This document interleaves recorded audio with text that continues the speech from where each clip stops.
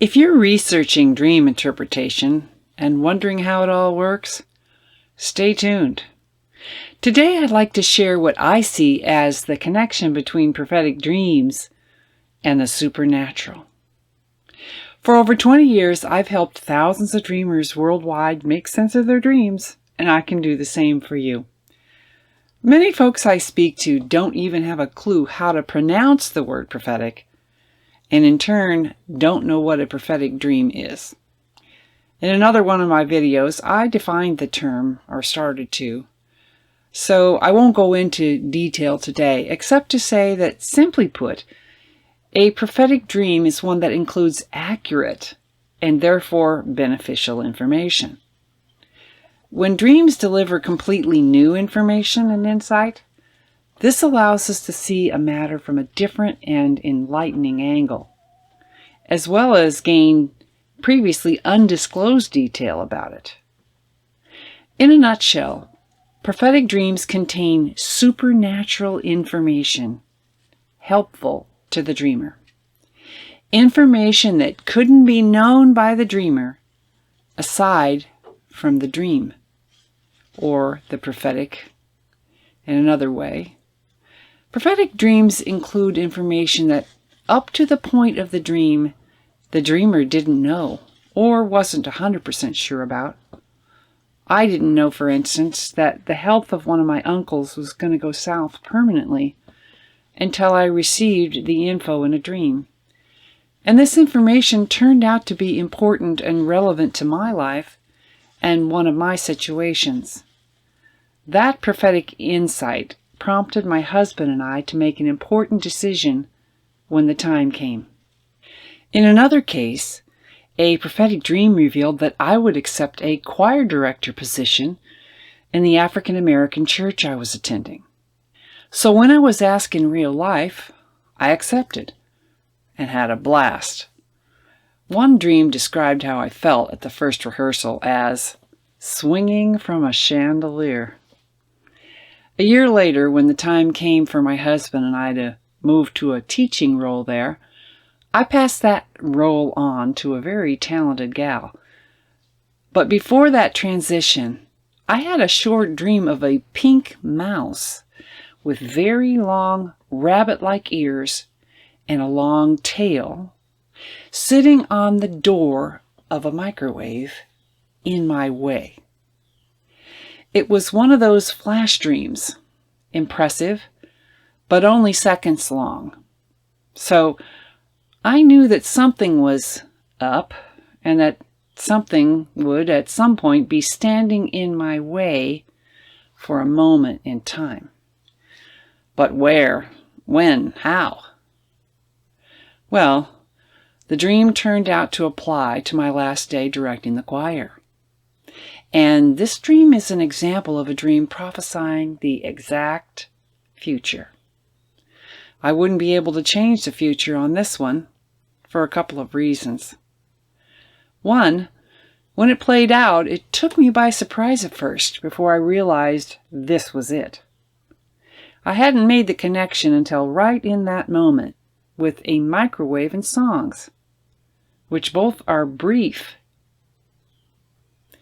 And two, I wasn't bold enough before that first choir number to overcome the challenge. And yes, this mouse stood directly between me and the keyboard player, as the dream had prophesied. My little signal to move over, repeated twice while the congregation awaited, yielded only temporary leans by this soprano. So the song's start and end were disasters, the worst of my life as a choir director. And sadly, no key change signals were seen. So, Be a Fence by Fred Hammond never went to the next level. Little Mouse got the best of me, but I was determined that wouldn't happen again. But when we returned to do the sermonic, I didn't have to address the problem. because one of the choir members had noticed what happened and positioned herself in just the right place so as to leave an opening for communication.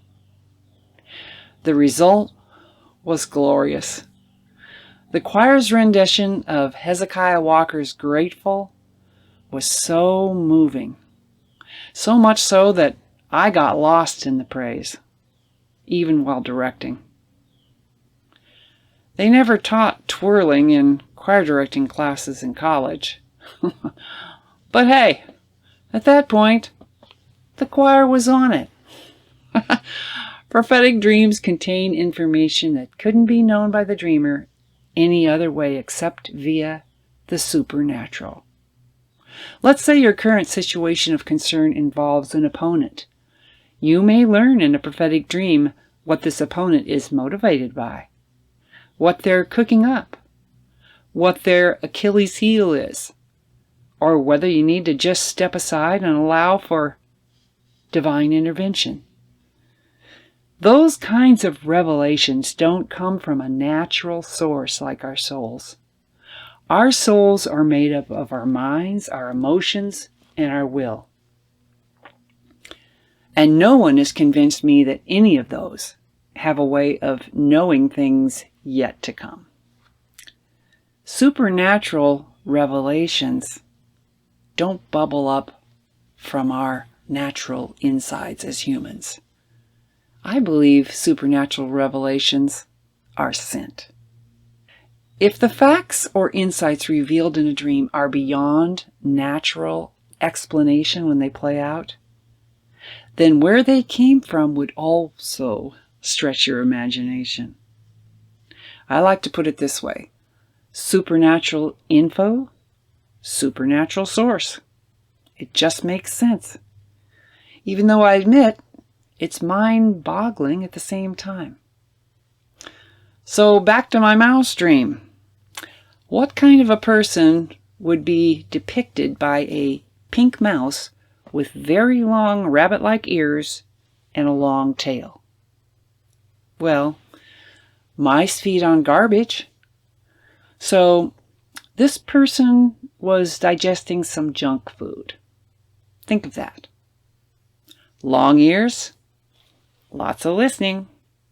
Long tail, lots of telling tales. This person, by the way, worked in the church office, the hub of the church. And pink, in this negative context, childish. It's not a reflection on the church, because doesn't every church have a church mouse or a couple? And don't we all make mistakes? And I have to tell you that our years in that church, not that long ago, were awesome. Excellent preaching and teaching, music to look forward to each week, welcoming, gifted, and wonderful friends. If you're interested in tapping into the supernatural, access propheticdreamers.com and hit the subscribe button and notification bell here.